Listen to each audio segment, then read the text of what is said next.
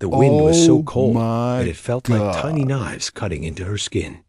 Duchess stood alone on the edge of a tall mountain as darkness fell all around her.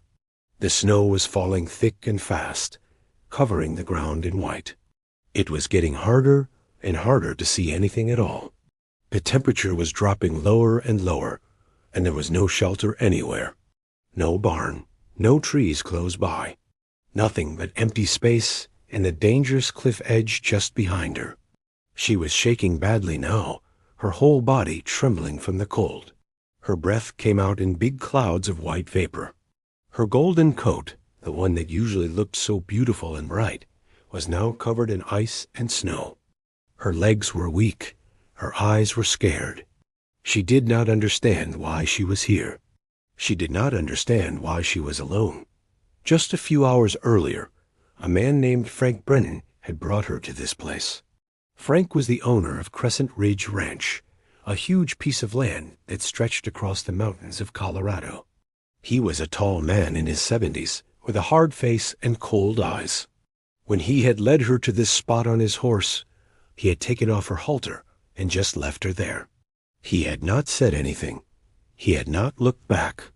He had just turned his horse around and ridden away into the growing darkness, leaving her completely alone on a mountain in the middle of winter. But nobody who saw Duchess standing there that night would have believed that what was happening was on purpose. Nobody would have believed that a man would leave a beautiful horse to die in the freezing cold. Duchess was a palomino horse, which means her coat was a golden color with a white mane and white tail. She was 10 years old, which is middle-aged for a horse. She was tall and strong and healthy. She was kind and gentle, and had never hurt anyone in her entire life. She belonged to a girl named Maria, who was only 16 years old and loved Duchess more than almost anything in the world. But Maria did not know that Duchess was on that mountain. Maria did not know that her horse had been left to freeze. Maria was at home, probably doing homework or talking to her friends. She was completely unaware that her best friend was in terrible danger. She was completely unaware that every single second that passed was bringing Duchess closer to death. The cold was the kind of cold that kills quickly. It was the kind of cold that makes your body shut down. It was the kind of cold that makes you stop thinking clearly. Duchess was experiencing all of these things. Her mind was getting foggy. Her muscles were getting stiff. She wanted to lie down and sleep, but some small part of her animal instinct knew that if she did, she would never wake up again. So she kept standing, even though every part of her body was screaming at her to stop. Even though it would have been easier to just give up, the reason Frank had left her there was simple and ugly. He wanted money. The ranch was having money problems, and Frank saw Duchess as valuable. She had papers. She had a good bloodline. She was worth a lot of money. Frank had a buyer who would pay cash for a horse like her, no questions asked. The buyer ran a meat processing operation in the next county. Frank's plan was to make it look like Duchess had wandered away or fallen off the cliff or gotten lost in the snow. Then he could tell Maria's family that he did not know what happened, and he could sell Duchess to his buyer and keep all the money. It was a plan that would make him richer and would break a young girl's heart forever. But there was something that Frank did not know about. There was something that had been living in the deep forests of his property for months. There was a pack of wolves. The wolves had come down from the north, from areas near Yellowstone. They were wild and free and had learned to stay away from humans. They hunted deer and elk in the deep forests. They lived their own lives far away from people and their ranches. But wolves are intelligent animals. They notice things. They understand their environment. They know when something is wrong today. As the night got darker and the snow fell heavier, something strange began to happen on that mountain. The wolves were becoming aware of the horse. They could smell her. They could hear her breathing. They could sense that she was alone and scared and in danger. In the normal way of nature, wolves hunt horses. Wolves are predators, and horses are prey. This is how the world works. This is how it has always worked. But something different was about to happen. The pack of 7 wolves began to move. They came out of the deep forest where they had been living. They moved through the snow toward the sound of the scared horse. But they did not move like hunters. They moved like something else. They moved like they were trying to help. Duchess heard them coming. She heard the sound of their paws on the snow. She heard the sound of their breathing. She was terrified. Every instinct in her body told her to run. Every fiber of her being told her that these were dangerous animals and she needed to escape. But she was too weak and too cold to run very far. She could barely move. She could barely think. What happened next was something that almost nobody would believe. The wolves did not attack. The wolves did not try to hurt her. The wolves surrounded her, but not to hunt. They surrounded her to protect her. They lay down in the snow all around her. They used their own bodies to block the wind. They stayed with her through the entire night as the temperature dropped lower and lower, and the blizzard raged on. They stayed with her as if they had decided that this horse was worth saving. They stayed with her as if they understood that she was innocent and alone and needed help all through that terrible night. While Frank Brennan slept in his warm house and Maria slept in her bed, not knowing what was happening, the wolves and the horse stood together in the freezing darkness. The wolves did not sleep. They stayed alert and present and protective. They refused to leave. They refused to let the cold and the darkness and the cruelty of what one man had done succeed in killing this beautiful animal. By morning, Duchess was still alive. And everything was about to change forever. The morning sun came up slowly over the mountains, turning the snow pink and orange and gold. But the beauty of the sunrise meant nothing to the animals on that freezing mountain. The wolves were still there, still surrounding Duchess, still keeping her safe. The pack had not left her once during the entire night. Their eyes were tired, but they stayed alert. Their bodies were cold, but they stayed in position. They had made a choice to protect her, and they were staying true to that choice. As the sun got higher, the wind started to slow down. The blizzard that had raged all night long began to ease. The snow stopped falling so hard, but the cold was still there. It was still dangerous. Duchess was still shaking. She was still terrified, but she was alive. Against all odds, against all the things that should have killed her, she was still breathing. The wolves had given her that gift. They had given her survival. Meanwhile, in the warm house where Frank Brennan slept, something different was happening. Frank woke up feeling satisfied. He had done what he needed to do. By now, Duchess would be dead or very close to dead. The blizzard had been perfect. The cold had been perfect. When they found her body, if they ever found it, it would look like an accident. It would look like she had wandered off and gotten lost and frozen to death. Nobody would ever suspect that he had left her on purpose. Nobody would ever know that he had tried to murder an innocent animal for money. Frank got out of his bed and walked to his kitchen. He made himself coffee. He sat at his table and looked out the window at the snow-covered landscape. He thought about the money he would get from his buyer. He thought about how he would explain her disappearance to Maria's family. He thought about how easy it had been. He did not feel guilty. He did not feel bad. He felt nothing but satisfaction at being clever enough to get away with something terrible. But at that exact same moment, in a house about 30 miles away, something very different was happening. Maria was waking up, and she had a feeling. It was the kind of feeling that you cannot explain. It was not based on anything specific. It was just a feeling in her stomach that something was very wrong. Maria was 16 years old, but she was mature for her age.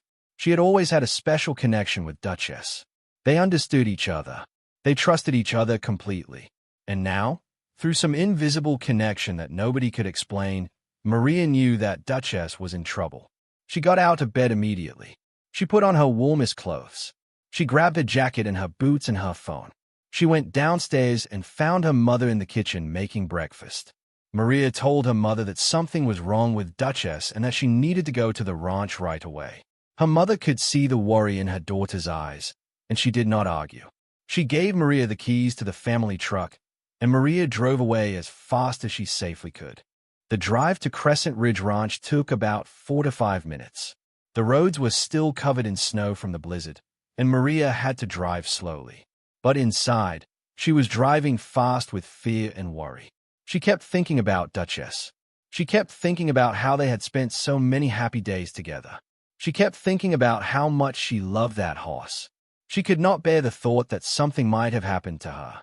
When Maria arrived at the ranch, she saw Frank near the barn. She parked the truck quickly and ran over to him. She asked him where Duchess was. She asked him if a horse was okay. Frank looked at her with those cold eyes, and he lied to her face. He told her that Duchess had wandered away during the night. He told her that this sometimes happened with horses. He told her that he had looked for her but could not find her. He told her that he was very sorry, but he did not think they would find her alive. Maria felt her heart break into pieces, but she did not believe him. She had been around the ranch long enough to know things. She had been around Frank long enough to know his face when he was lying, and something inside her told her that he was lying right now. Something inside her told her that Duchess had not wandered away. Something inside her told her that Frank had done something to her horse. She told Frank that she was going to search for Duchess herself. She told him that she did not believe that Duchess had just wandered away. Frank's face got angry. He told her that she was being disrespectful. He told her that she should trust him. He told her that she should go home and accept that her horse was gone. But Maria did not listen to him. She turned around and started walking toward the northern section of the property, the section that Frank had always told her to stay away from. The section that he had said was dangerous and off-limits. Frank called after her, but she did not stop. She kept walking. She was scared, but she was also determined. She had to find Duchess. She had to know what had happened. She had to know the truth. As she walked deeper into the snow-covered landscape, Maria began to call out for Duchess. She called her name over and over again. She walked through areas where the snow was very deep. She walked past frozen bushes and icy rocks.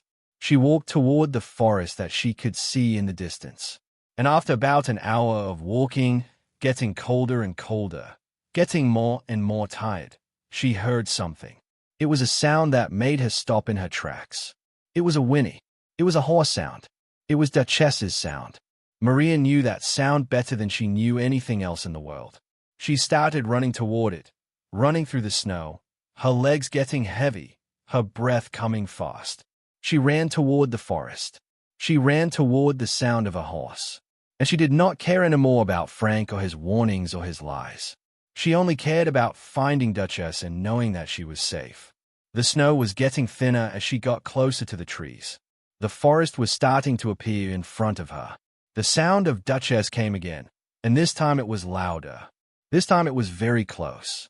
Maria pushed through the last of the open area and stepped into the forest, into the shadows of the tall pine trees, into a clearing where something impossible was waiting for her. Maria stopped at the edge of the clearing, and her mind could not understand what her eyes were seeing. In front of her, in a small open space surrounded by tall pine trees, stood Duchess. But Duchess was not alone. Around her, lying in the snow, were 7 large wolves. The wolves had their heads resting on their paws. Their eyes were open and calm. They were not attacking. They were not moving. They were simply lying there, surrounding the horse like guardians, like protectors. Maria's breath caught in her throat. Every part of her body froze. She had learned about wolves in school. She knew that wolves hunted animals. She knew that wolves were dangerous predators. She knew that a pack of wolves around a horse could only mean one thing: death. But that was not what she was seeing. What she was seeing did not make sense. What she was seeing should not be possible. Duchess lifted her head when she heard Maria's breathing. The horse's ears came forward. Her dark eyes found Maria's eyes across the snowy clearing. And something passed between them. Something that did not need words. Something that said that they had both survived something terrible. Something that said that they had both been saved by something they did not understand. The wolves did not move toward Maria. They did not growl. They did not show their teeth. They simply watched her with intelligent eyes. Their tails did not move. Their ears did not flatten. They looked at her the way that a mother might look at someone who had come to pick up her child. They looked at her like they were waiting for her to understand something important. They looked at her like they were saying, "We have kept her safe. Now you can take her. Now you can take her home." Maria's fear began to turn into something else. Her fear began to turn into wonder. Her fear began to turn into understanding. These wolves had not attacked Duchess. These wolves had protected her. These wolves had stayed with her through the entire night. These wolves had kept her alive when she should have died. Maria took a slow step forward. Then another step. Then another. She moved toward Duchess very carefully, watching the wolves, waiting for them to react. But they did not react. They stayed perfectly still. They stayed in their protective circle around the horse.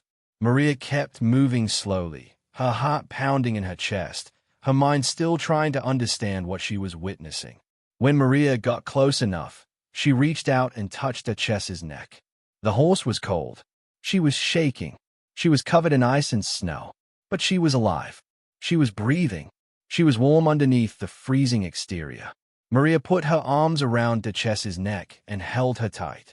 She put her face against the horse's face, and tears began to pour down her cheeks. "You are alive," she whispered. "You are alive. You are alive." Duchess made a small sound, almost like a sigh. The horse leaned against Maria, and for a moment, it was just the two of them. It was just a girl and her horse, reunited in the middle of a forest on a freezing morning. Everything else disappeared. Frank Brennan disappeared. The cruelty disappeared. The danger disappeared. There was only love. There was only the bond between a girl and an animal that meant everything to her. But Maria knew that they could not stay there. She knew that Duchess was still in danger. She knew that the cold was still a threat. She needed to get her horse away from this mountain and down to warmth and safety. She needed to get her home. She looked at the wolves again. She looked into their intelligent eyes. She understood, somehow, that these animals had chosen to help. These animals had chosen compassion over instinct. These animals had chosen to be better than what nature had made them. Maria began to lead Duchess away from the clearing. She held the horse's neck gently and started walking back toward the edge of the forest. The wolves watched her go. They did not follow. They did not try to stop her. They simply watched until she and Duchess had disappeared back into the forest, back toward the open land, back toward safety. Only when Maria and Duchess were completely gone did the wolves stand up. Only then did they shake the snow from their fur. Only then did they turn around and walk back deeper into the forest, back to their own lives, back to being wild animals living in the mountains. Their job was finished. Their mission was complete. They had saved a life, and that was enough. Maria walked slowly with Duchess, watching for dangerous places, watching for rocks hidden under the snow, watching to make sure that her horse did not slip and fall. Duchess was walking slowly too. She was exhausted. She was still terrified, but she was moving. She was moving toward safety. She was moving toward home. It took them almost 2 hours to walk out of the forest and back to the open land. By the time they reached the edge of the property where the ranch buildings were visible, Maria's legs were shaking from exhaustion and cold. Duchess was moving even more slowly, her body almost at its limit. But they were making it. They were getting away. As they walked toward the ranch, Maria saw Frank standing near the barn. He was looking in their direction. His face changed when he saw them. His expression went from cold and satisfied to shocked and angry. He had not expected to see Duchess alive. He had not expected to see her walking out of the forest. He had thought that the cold and the blizzard had taken care of his problem. But his problem was coming back to him, walking slowly but steadily across the snowy landscape. Maria did not stop. She did not speak to Frank. She kept walking with Duchess, moving toward her truck. She was thinking about what she was going to do. She was thinking about who she was going to tell. She was thinking about how she was going to explain what had happened. She was thinking about how she was going to keep her horse safe. Frank started walking toward them. He started calling out, trying to stop them. But Maria did not listen. She got Duchess to the truck. She helped the exhausted horse into the back of the truck as gently as she could. She climbed into the driver's seat. She started the engine. And as Frank reached the back of the truck, trying to grab Duchess's halter, Maria drove away. She drove down the mountain road, away from Crescent Ridge Ranch, away from Frank Brennan, away from the place where someone had tried to kill an innocent animal. She drove toward town. She drove toward the police station. She drove toward justice. And in the back of the truck, Duchess stood quietly, finally safe, finally protected by the person who loved her most in the world. Maria's hands were shaking on the steering wheel as she drove down the mountain road toward town. Her mind was racing with everything that had happened. She kept thinking about the wolves. She kept thinking about how they had saved Duchess's life. She kept thinking about Frank Brennan and what he had tried to do.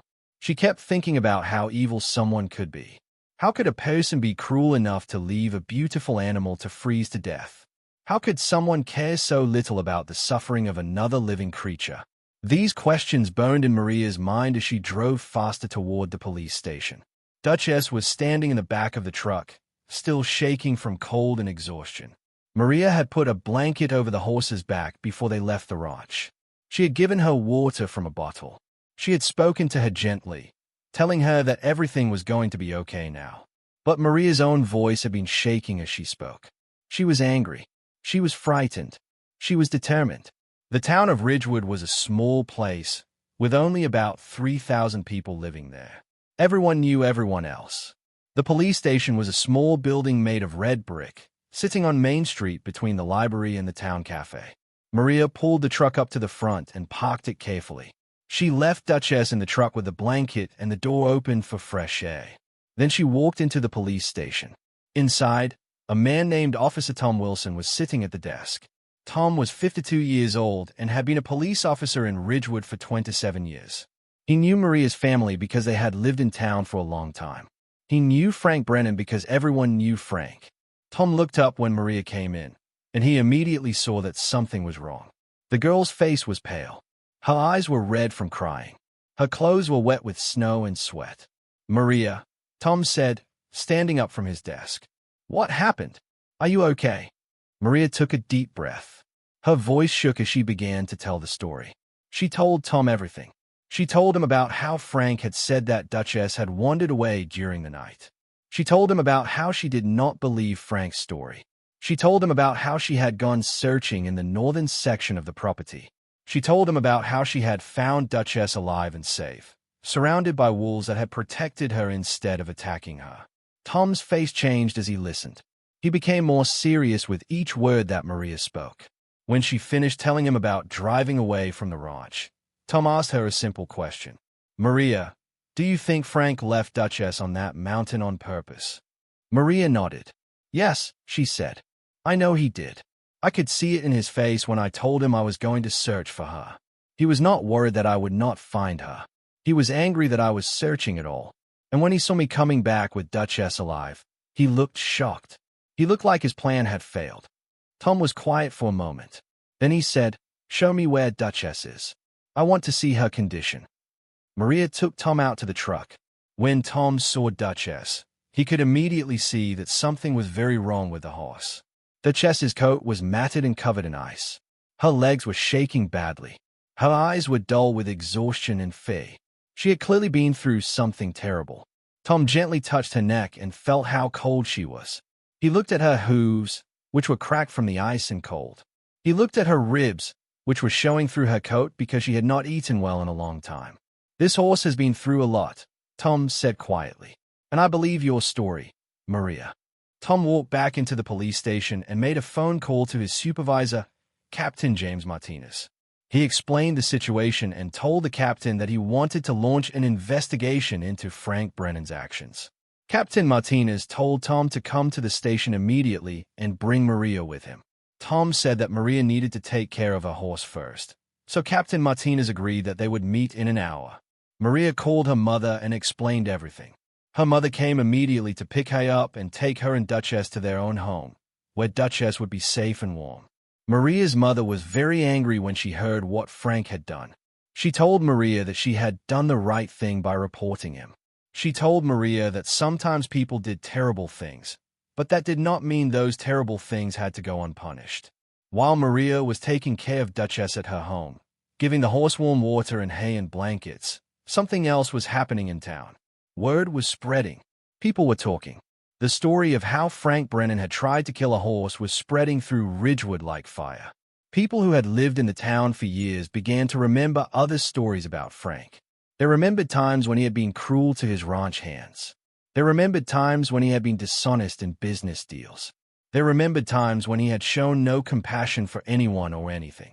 By the time evening came, almost everyone in town knew what had happened. The story was on the local radio station.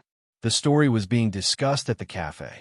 The story was being talked about in homes all across Ridgewood.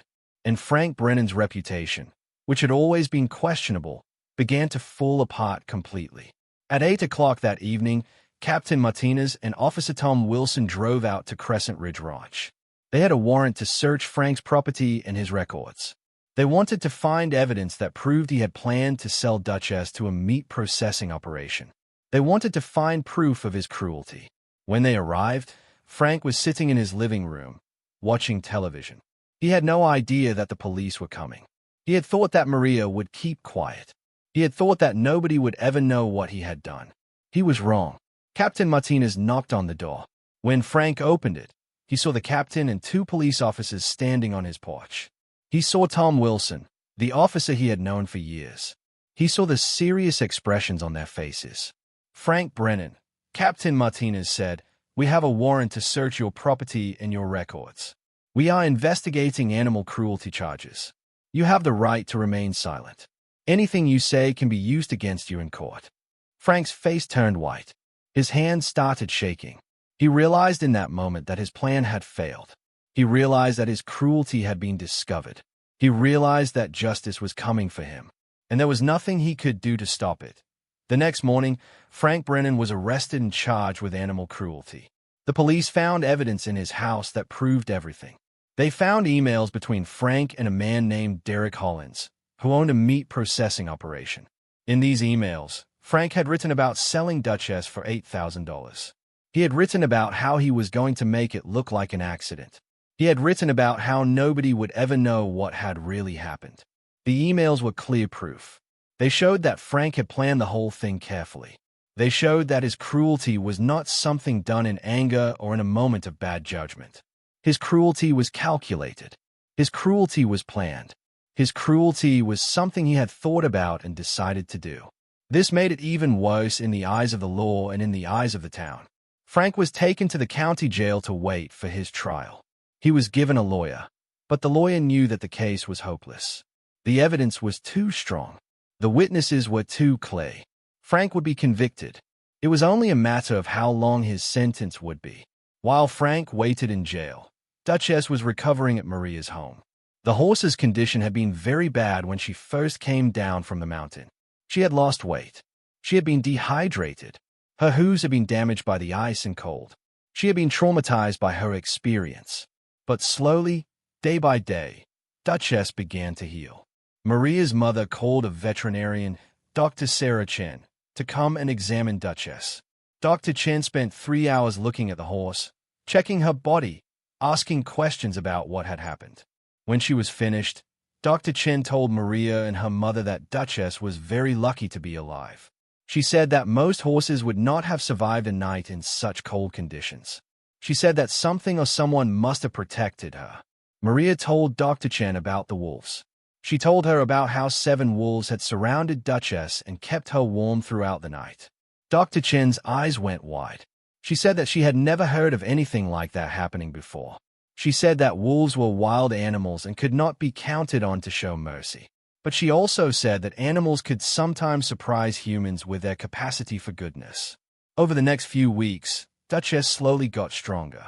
Maria gave her the best care possible. She gave her warm hay and fresh water. She gave her medicine to help her hooves heal. She brushed her coat gently every day. She spent hours talking to her and petting her. The horse responded to the love and care. Her eyes became brighter. Her strength returned. Her fear began to fade. 2 months after the night on the mountain, Duchess was almost completely healed. Her hooves had grown back strong. Her coat was shining again, golden and beautiful like it had been before. She was no longer skinny. She was no longer frightened all the time. She was becoming herself again. And Maria was changing too.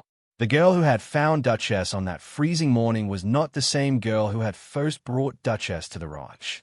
She was stronger now. She was more confident. She understood that cruelty existed in the world, but she also understood that goodness and compassion were stronger. She understood that even wild animals could choose to be kind. She understood that one person, even a young person, could make a difference. 3 months after Frank's arrest, his trial began. The courtroom was packed with people from Ridgewood. Everyone wanted to see what would happen. Everyone wanted to see Frank held accountable for what he had done. Maria was called to testify. She told the judge and the jury everything that had happened. She spoke clearly and honestly. She did not cry, even though she was very nervous. She told the truth, and the truth was powerful. Frank's lawyer tried to argue that Frank had not actually hurt the horse. He tried to argue that Duchess had survived, so no real harm had been done. But the judge was not interested in these arguments. The judge was interested in Frank's intentions. The judge was interested in the fact that Frank had deliberately left a living creature to die in freezing conditions.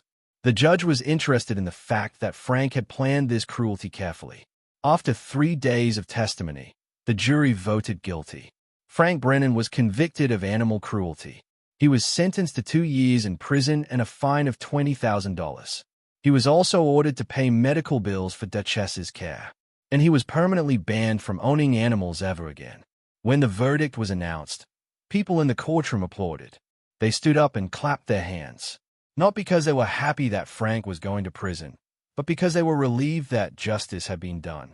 They were relieved that cruelty had been punished. They were relieved that someone had finally held Frank Brennan accountable for years of bad behavior. Frank was taken away to prison. He would spend the next 2 years thinking about what he had done. He would spend those years in a cell, thinking about the night that his plan had failed. He would spend those years knowing that a girl and her horse and a pack of wolves had been stronger than his cruelty. As for Duchess, she lived for 32 more years after that terrible night on the mountain. She lived at Maria's home for her entire life. Maria grew up, went to college, and became a veterinarian, just like Dr. Chen. She wanted to help animals, the way that the wolves had helped Duchess. She wanted to make sure that no other animals suffered the way that Duchess had suffered. Maria and Duchess became famous in the town of Ridgewood. Their story was told and retold. Children learned about the girl who had saved her horse from a cruel man. Children learned about the wolves who had chosen compassion over instinct. The story inspired people to be kinder to animals. The story inspired people to speak up when they saw cruelty. The story inspired people to believe that goodness could win. Years later, when Maria was an adult, she would sometimes take Duchess out to the edge of the forest near the mountain where they had found those wolves. She would stand there and look into the trees, and she would think about that pack of wolves that had saved her best friend's life. She would think about how animals sometimes understood compassion better than humans did. She would think about how a moment of cruelty had led to a lifetime of kindness. On the day that Duchess died, when she was very old and very tired, Maria was there holding her neck, just like she had been on that terrible morning so many years before. She whispered to the horse, "Thank you for being strong. Thank you for surviving.